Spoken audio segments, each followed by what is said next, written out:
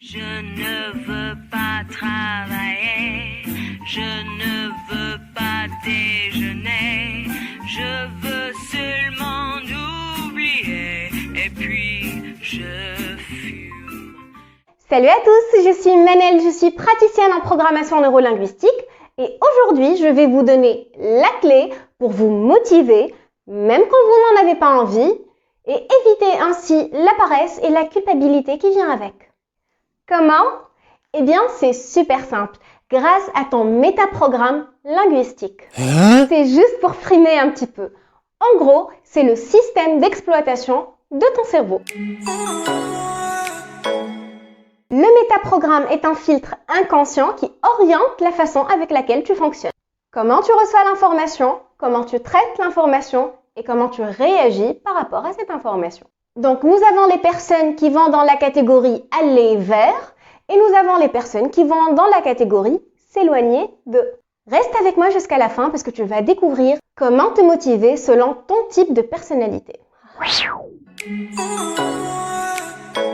Donc, pour commencer, découvrons à quelle catégorie tu appartiens. Faisons le test ensemble. Je vais te poser 2 questions et dis-moi ce qui te vient naturellement à l'esprit. Pourquoi as-tu démissionné de ton ancien poste? Tu t'es peut-être dit des choses de ce genre-là. Je veux une augmentation de salaire. Je cherche à manager une équipe. Je préfère me rapprocher de la maison.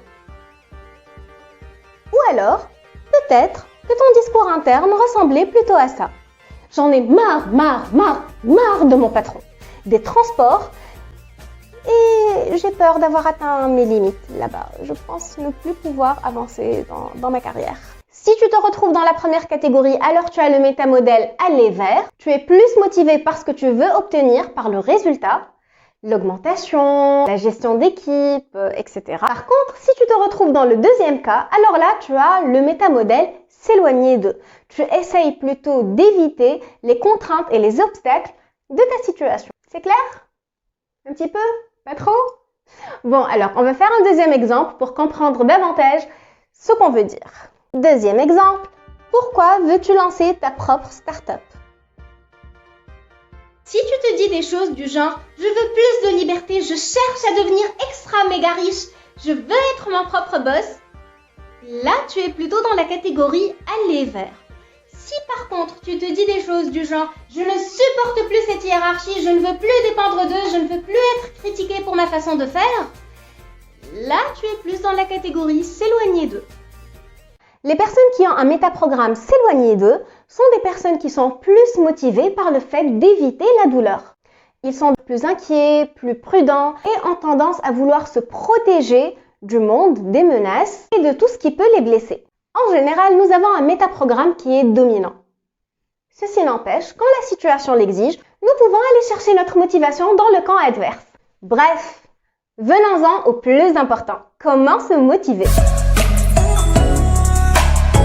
C'est super simple.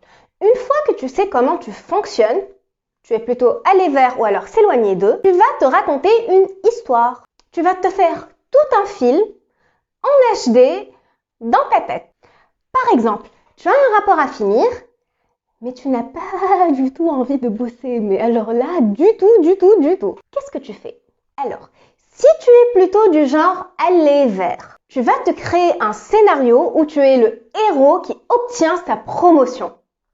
Tu vois ton boss te féliciter, toute l'équipe est là en train de t'applaudir, tu es le maître de la situation, tu as sauvé la boîte grâce à ton travail acharné et tout le monde est en train de t'applaudir et tu entends les encouragements et tu es en mode Superman, tu es le Superman de ta boîte.